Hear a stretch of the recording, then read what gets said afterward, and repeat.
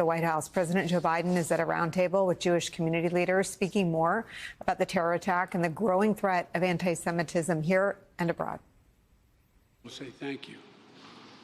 Thank you to all of you in this room. You've not only cared, but you've been breaking your neck the last couple of years to deal with this overall issue of anti-Semitism. And I know many of you are personally impacted by what's happened in Israel. There are thousands of dual citizens, maybe some of your relatives that are there. And Doug, I want to thank you for all the work you've done on behalf of our administration to combat anti-Semitism. And I apologize, I've been on the phone around the clock with our friends around the world, quite frankly, discussing what's going on in Israel. And I want you to know that I want to thank you as well for all of you as well for working, the work you're doing to bring comfort and in this moment of grief for those of you who are grieving as well. And you'll read this weekend in synagogue, the Torah teaches us that God made stars to, quote, give light on the earth and separate light from darkness. Give light on the earth and separate light from darkness. You know, it's been hard to find that light during the darkness of these past few days. When terrorist groups like Hamas brought not only terror, but sheer evil to the world, evil that echoes the worst and matches, in some cases exceeds the worst atrocities of ISIS. More than 1,000 civilians slaughtered in Israel.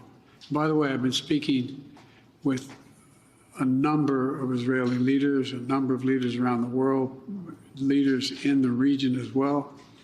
And, you know, among those who have been victimized, this evil, who've been killed, are at least 22 American citizens. This attack was a campaign of pure cruelty, not just hate, but pure cruelty against the Jewish people. And I would argue it's the deadliest day for Jews since the Holocaust. The deadliest day since the Holocaust. One of the worst chapters in human history that remind us all that expression I learned from my dad early on, silence is complicity. Silence is complicity. It really is. And I want you to know, I think you've already figured it out, I refuse to be silent, and I know you refuse to be silent as well.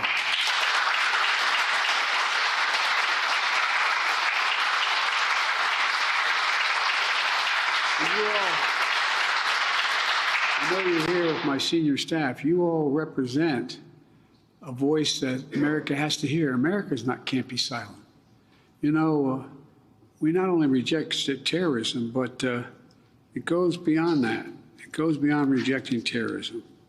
You know, I spoke with Prime Minister Netanyahu for I don't know how many times, but again this morning.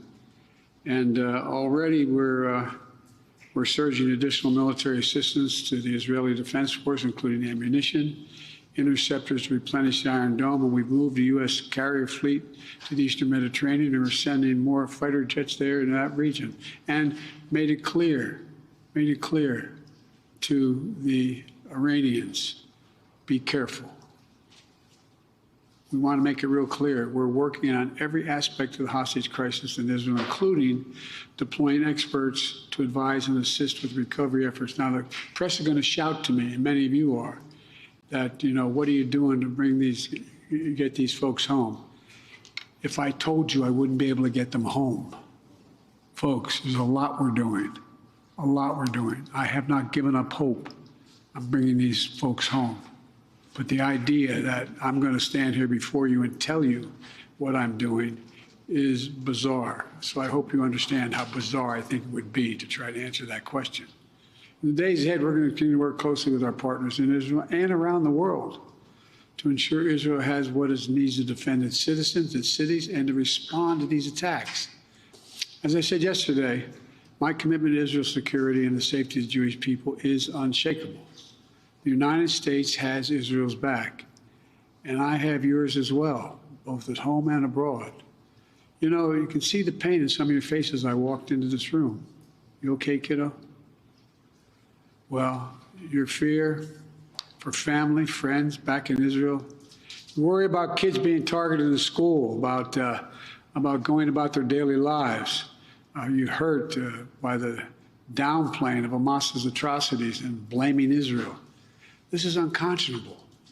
And I've asked members of my team, including Homeland Security Secretary Mayorkas and Attorney General Garland, to work intensively with our Jewish community partners, so many of you here, to set up security around Jewish life in America, identify, prevent, and disrupt emerging threats that occur.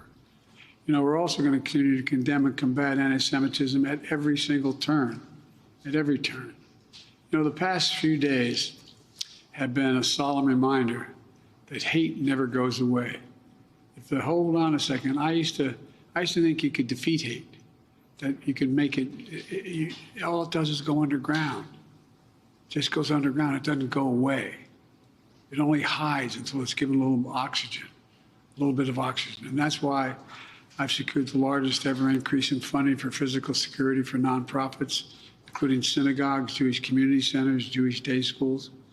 And in May, we released the first ever national strategy to counter anti-Semitism with the input from many of you in this room. Many of you in this room helped write that. It's the most ambitious, comprehensive effort to combat anti-Semitism in American history, in all of American history. And we're aggressively implementing it. But we must all do our part and forcefully speak out against anti-Semitism and push back against the attempts to deny or distort the facts. To make clear, there is no place for hate in America. Not against Jews, not against Muslims, not against anybody.